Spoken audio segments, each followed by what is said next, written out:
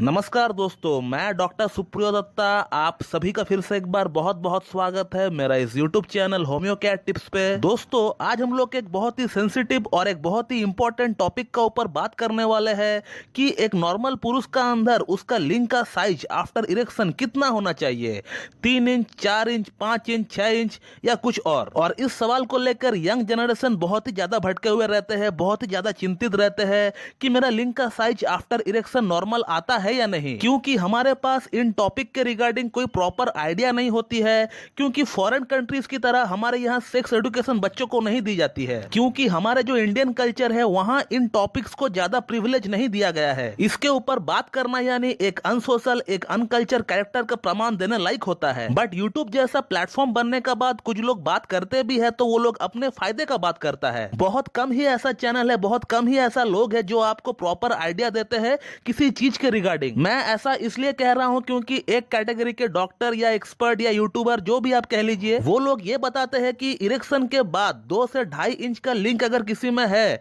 तो ये पूरी तरह से नॉर्मल है। और उसी जगह पर आपको एक कैटेगरी और मिल जाएंगे जो आपको ये बताते हुए मिलेंगे कि 5 इंच का लिंक भी जो है ये सफिशिएंट नहीं है, ये एबनॉर्मल है। तो आप कौन सा कैटेगरी का ऊपर यकीन करेंगे, उस पर जो 2 से 2.5 इंच वाले लिंक को भी नॉर्मल कहता है या फिर उस कैटेगरी वाले के ऊपर जो 5 इंच का लिंक को भी एबनॉर्मल कहता है? दोस्तों, इस टॉपिक के ऊपर वीडियो बनाने का फिलहाल तो मेरा कोई इंटेंशन नहीं था, क्योंकि बहुत सारी इंपॉर्टेंट टॉपिक के ऊपर वीडियो पेंडिंग पड़ा हुआ है, मैं बना नहीं पा रहा हूं, मेरे पास उतना समय नहीं है। मैं ये वीडियो इसलिए बना रहा हूं क्योंकि जो लोग मुझसे ऑनलाइन कंसल्टेशन ले रहे हैं रिगार्डिंग माइक्रो पेनिस की समस्या के लिए, उनमें से बहुत सारी पेशेंट एक यूट्यूब वीडियो का लिंक मुझे व्हाट्सएप में डालकर ये पूछते हैं कि सर, आपने जो नॉर्मल पीनस का साइज हमें बताया था और इस डॉक्टर के अकॉर्डिंग जो नॉर्मल पीनस का साइज इन्होंने अपना वीडियो में बताया है, इन दोनों में तो बहुत ज्यादा अंतर है। इन्होंने तो 2 इंच का लिंक को आफ्टर इरेक्शन नॉर्मल बताया है, बट आपने तो एबनॉर्मल बताया है मुझे। और एक टाइप का वीडियो लिंक कुछ लोग व्हाट्सएप में भेजते हैं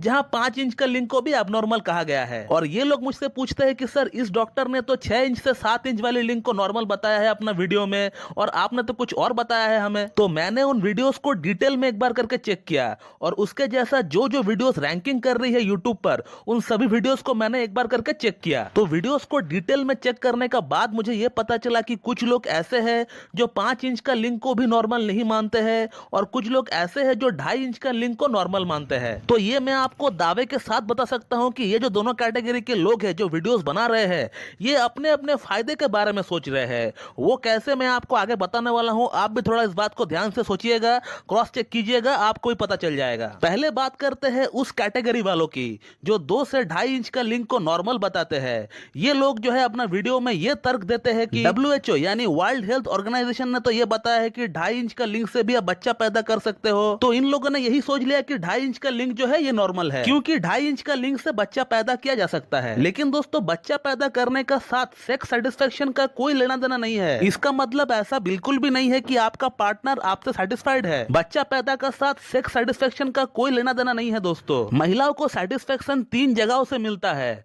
जैसा पुरुषों के लिए जब वीर्य डिस्चार्ज होता है तो सेटिस्फेक्शन मिलता है, तो सिमिलरली महिलाओं को 3 जगहों से सेटिस्फेक्शन मिलता है। एक है ब्रिस्ट, दूसरा है क्लिटोरिस यानी योनि का बाहर ऊपर में ये रहता है, और तीसरा जो सबसे इंपॉर्टेंट पार्ट है सेटिस्फेक्शन के लिए वो है जी स्पॉट, जो कि महिलाओं की योनि जहां से स्टार्ट होता है उससे 2 इंच के बाद ये स्टार्ट होता है जी स्पॉट, और ये जी स्पॉट योनि के अंदर 2 इंच तक फैला हुआ रहता है आगे की तरफ। मैं फिर से एक बार रिपीट करता हूं, ये जो जी स्पॉट है जो कि महिलाओं में 3rd मोस्ट सेटिस्फेक्शन देने वाली पार्ट होती है, जो कि उनका योनि जहां से स्टार्ट होता है उससे 2 इंच का बाद से ये शुरू होता है, और 2 इंच तक ये जी स्पॉट आगे का तरफ फैला हुआ रहता है। और आपका लिंक को जी स्पॉट तक पहुंचने के लिए कम से कम 4 इंच का होना बहुत ही जरूरी है। आपका लिंक 4 इंच का होगा तभी जाकर ये जो है जी स्पॉट तक पूरी तरह पहुंच पाएगी। आप मेरा इस बात को नेट पर भी क्रॉस चेक कर सकते हैं या फिर कोई सेक्सोलॉजिस्ट से भी पता कर सकते हैं। और अब अगला बात करते हैं उन लोगों की जो लोग 5 इंच का लिंक को भी एबनॉर्मल बताया करते हैं।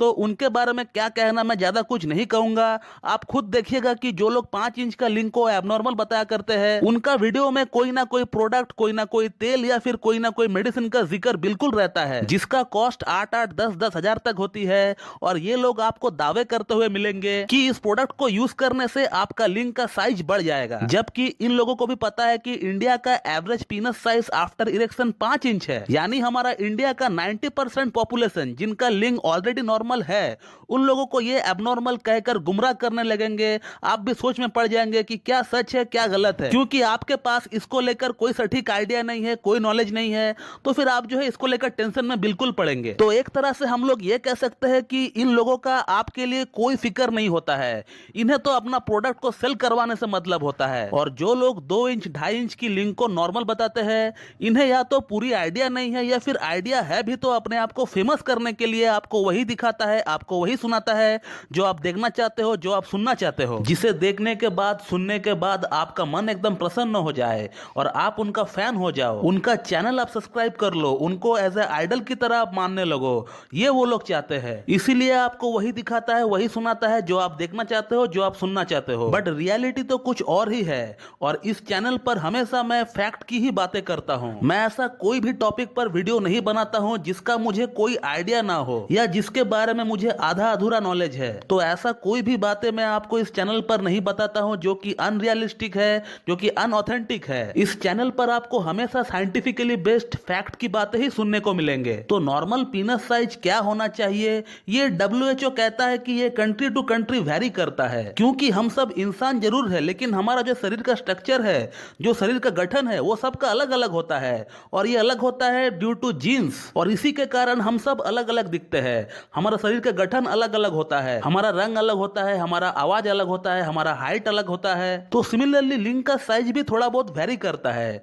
तो इसीलिए अलग अलग कंट्री अपना अलग अलग सर्वे निकालती है, इससे एवरेज पीनस साइज क्या है उस कंट्री का ये पता चलता है। इंडिया की अगर एवरेज पीनस साइज की अगर बात करें तो 5 इंच से लेकर 5.5 इंच तक इंडिया का एवरेज पीनस साइज है। और ये पीनस साइज कितना होना चाहिए ये हाइट पर भी डिपेंड करता है। बट फिर भी अगर किसी पुरुष का लिंग का साइज आफ्टर इरेक्शन 4 इंच तक आ रहा है तो इसे हम लोग नॉर्मल पीनस साइज कह सकते हैं। आपका लिंग फीमेल की योनि के अंदर जो जी स्पॉट होती है वहां तक बड़ी आसानी से पहुंच पाएगा और आपका फीमेल पार्टनर को सेटिस्फेक्शन भी मिल पाएगा। तो 4 इंच का लिंग को हम लोग बिल्कुल नॉर्मल कह सकते हैं, लेकिन 2 इंच 2.5 इंच 3 इंच या फिर 3.5 इंच का लिंग को हम लोग नॉर्मल नहीं कह सकते हैं। तो इसके लिए आपको ट्रीटमेंट लेना चाहिए। अब आप कहां से ट्रीटमेंट लेंगे ये आपका मैटर है। बट बीइंग ए होम्योपैथ मैं होम्योपैथी के बारे में बता सकता हूं कि कितना अच्छा सक्सेस रेशियो मिलता है माइक्रो पेनिस की ट्रीटमेंट के लिए होम्योपैथी में। हम लोग इस केस में पेशेंट को कॉन्स्टिट्यूशनल ट्रीटमेंट प्रोवाइड करते हैं, जिसका बहुत ही बढ़िया रिजल्ट हम लोगों को देखने को मिलता है। 4 से 5 महीने का भीतर ही काफी अच्छा इंप्रूवमेंट देखने को मिलता है माइक्रो पेनिस की केस में अगर कोई होम्योपैथिक ट्रीटमेंट को अप्रोच करता है तो, और वो भी विदाउट एनी साइड इफेक्ट। तो दोस्तों मेरा ख्याल से मैं आप लोगों का कंफ्यूजन दूर कर पाया हूं इस वीडियो का माध्यम से। अगर आप लोगों को ये वीडियो अच्छी लगती है तो एक लाइक जरूर कर दीजिएगा और साथ ही साथ मेरे चैनल को सब्सक्राइब कर दीजिएगा और बेल आइकन को दबाना बिल्कुल भी ना भूलो दोस्तों। So thank you very much and have a good day.